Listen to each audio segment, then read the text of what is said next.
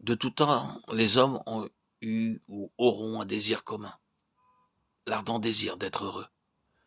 Ils reçoivent favorablement tout ce qui leur procure du plaisir et délaissent ce qui, par contre, les rend tristes.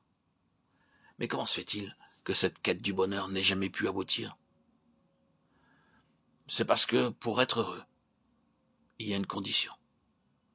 Aucune âme chargée par un quelconque fardeau ne peut être heureuse. Si nous aspirons à cette réelle joie qui ne passe pas, nous devons nous défaire de nos fardeaux. L'âme qui n'est pas sauvée ne peut pas avoir un cœur joyeux en permanence, parce que le poids du péché pèse sur elle. Mais celui qui est allé vers Christ et qui a reçu le pardon et la purification de ses péchés, pourquoi ne fait-il pas l'expérience constante de cette vie si heureuse à laquelle il s'attendait? Pourquoi est-il si souvent déçu? Parce que, quoiqu'il ait déposé le fardeau de son péché au pied de la croix, il n'a pas appris à rejeter tous ses fardeaux sur le Seigneur, et les fardeaux au quotidien pèsent sur lui et chassent la joie dans sa vie. Le chrétien doit être soulagé de toute anxiété pour expérimenter la joie, afin que le nom qu'il porte ne puisse pas être blâmé. Nous devons admettre qu'une vie sans joie n'est pas la volonté de Dieu pour son peuple. Toutefois, combien expérimente une vie véritablement joyeuse? Dans sa parole, il apporte une claire réponse à ce problème.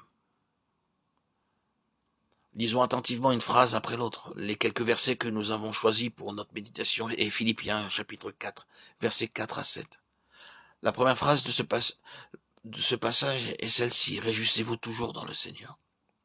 Remarquons de prime abord qu'il s'agit d'un commandement de Dieu.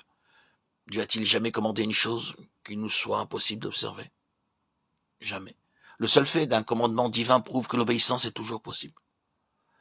Remarquons aussi que Dieu nous demande non seulement de nous réjouir, mais aussi de le faire sans cesse.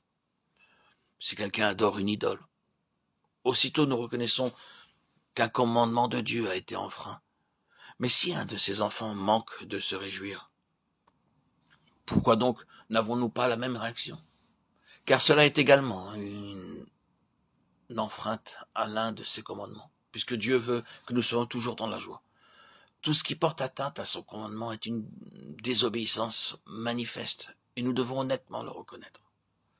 Nous pouvons bien sûr nous dire que la joie n'est pas une chose qui puisse se commander. Si nous sommes misérables, nous ne pouvons pas nous forcer nous-mêmes à nous réjouir.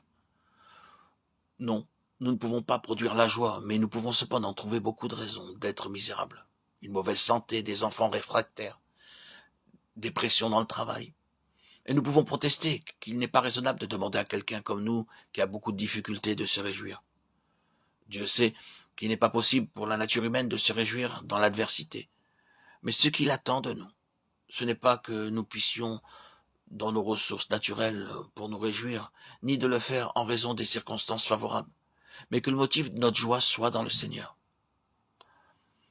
Lorsque toutes nos situations sont cause de peine, nous pouvons cependant être heureux et libérés de tout souci, parce que notre joie ne se fonde pas sur les circonstances fluctuantes, mais qu'elle a sa source en celui qui nous aime et qui est aussi l'objet de notre amour.